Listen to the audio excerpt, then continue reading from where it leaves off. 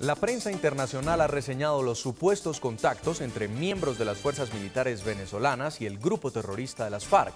El controvertido general Rangel Silva, y hoy ministro de Defensa, aparece nombrado en este artículo de The New York Times, titulado "Puntos que desestabilizan el estado de la política venezolana". El diario estadounidense recuerda cómo el oficial ha sido cuestionado por Washington en el pasado. Como nuevo ministro de la Defensa de la República. The New York Times recuerda en su artículo del 7 de enero cómo el general Henry Rangel Silva fue bloqueado por el Departamento del Tesoro de los Estados Unidos.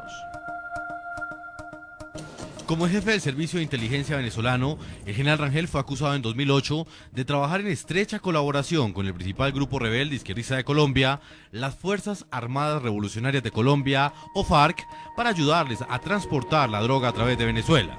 Analistas consultados por el diario estadounidense consideran que el nombramiento de Rangel como ministro de Defensa de Venezuela es un desafío para los Estados Unidos ante sus aparentes nexos con grupos terroristas. También consideran que la llegada de Rangel como cabeza de las fuerzas militares es un movimiento político del gobierno bolivariano que este año espera reelegirse en las elecciones de octubre. The New York Times remarca la declaración de Rangel en la que reveló su lealtad al proyecto de Hugo Chávez. El general Rangel concedió una entrevista en la que dijo que los militares estaban casados con su proyecto político. Sus comentarios fueron interpretados como una sugerencia de que los militares no aceptarían la formación de un gobierno de oposición si Chávez pierde las elecciones presidenciales de 2012, aunque el gobierno dijo después que sus palabras fueron mal interpretadas. Para The New York Times, la llegada del polémico oficial es una bomba que puede tener implicaciones internacionales, así como otros movimientos dentro del chavismo que involucran al actual canciller Nicolás Maduro y al vicepresidente Elías Jawa para no opacar a Chávez. Maduro y en menor medida Jawa son considerados como posibles sucesores de Chávez, pero analistas dicen que el mandatario nunca se ha sentido cómodo manteniendo cerca a sus posibles rivales. Profesor Alfredo Rangel, analista, investigador, experto en seguridad nacional. Si bien en Colombia y la comunidad internacional consideran el nombramiento de Rangel como un desafío, pues en Venezuela también hay otra preocupación muy particular y fueron las declaraciones de Rangel sobre un eventual triunfo de la oposición. Dijo que no iban a reconocer esto. Él va a ser el ministro de Defensa cuando se lleven a cabo estas elecciones presidenciales. Sí, muy preocupante para la oposición el tener esa amenaza pendiente sobre su cabeza, sobre su triunfo eventual electoral ahora en octubre próximo. Y esto pues atenta contra las garantías de un proceso más transparente, más limpio en Venezuela. La certidumbre de la transparencia, de la pulcritud de los comicios electorales en Venezuela pues están en duda. Y con esa amenaza pues la oposición tiene mucho de qué preocuparse frente al proceso electoral que se está desarrollando, aun cuando el presidente Chávez haya tratado de desmentir o de decir otra cosa, que va a respetar el resultado de las urnas, etcétera. Creo que eso ya quedó ahí puesto sobre la mesa, esa amenaza. Dentro de la Fuerza Armada venezolana pues debe también haber inquietud, porque no hay que olvidar que habrá, a pesar de las múltiples purgas, algún sector democrático, realmente institucional dentro de las Fuerzas Armadas de Venezuela, que están más orientadas a respetar la institucionalidad, el resultado de las urnas, la expresión de la voluntad popular, frente a un sector, pero que se supone mayoritario, que está alinderado y jugado, como dice el general Rangel, con el proyecto bolivariano, y que no recibirían pues de buen modo un triunfo electoral de la oposición. Esto ensombrece, digamos, el ambiente electoral, sin lugar a dudas, en Venezuela. El nombramiento del general Rangel, después de esas expresiones de desacato al proceso electoral, a la expresión de la voluntad popular en las urnas, creo que es una sombra sobre el proceso que está llevando a cabo en Venezuela. En Venezuela, profesor Justi, ¿cómo ven los escenarios los opositores? ¿Qué dicen los precandidatos? Si eventualmente llegaran a ganar las elecciones, ¿qué va a pasar si está en el poder del Ministerio de Defensa un hombre como Rangel Silva? Bueno, yo estoy de acuerdo con la tesis del profesor Rangel.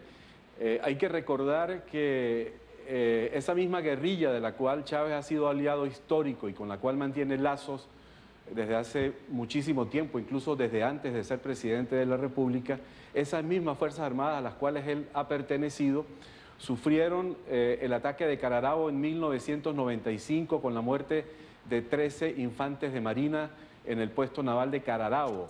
Y más recientemente, en el año 2004, una patrulla de la FARC perteneciente al frente que opera en la zona del Arauca bajo la comandancia del señor Granobles, asesinó nada menos que a un soldado venezolano y a una ingeniera de petróleos de Venezuela en un hecho que después la FARC reconocería como un error.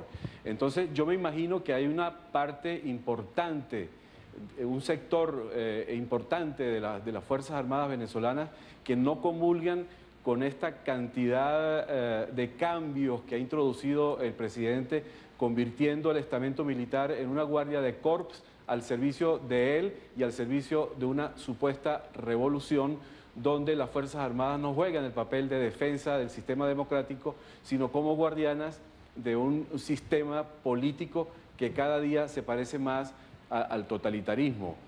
Los candidatos presidenciales venezolanos, los precandidatos presidenciales venezolanos van a definir el próximo 11 de febrero la candidatura presidencial.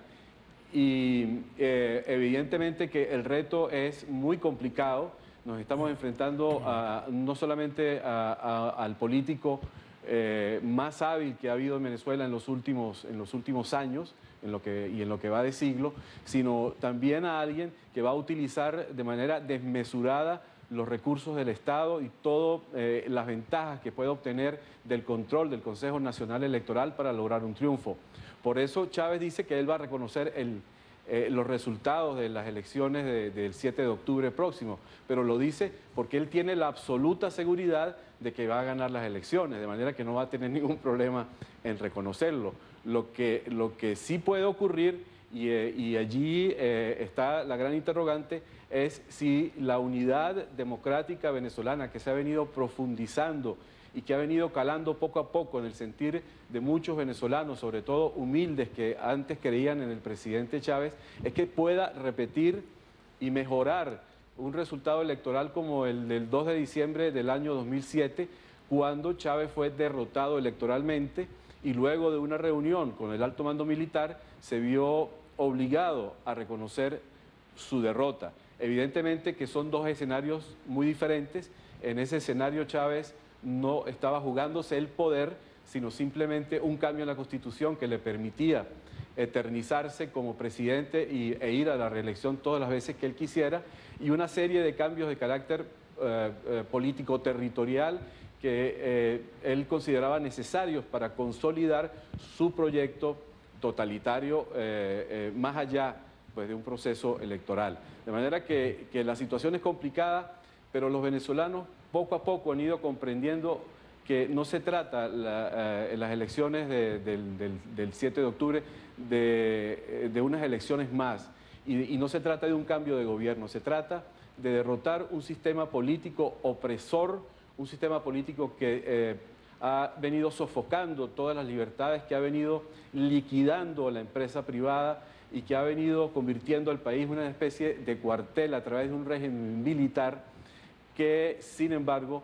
todavía puede ser frenado a través de la vía político-electoral.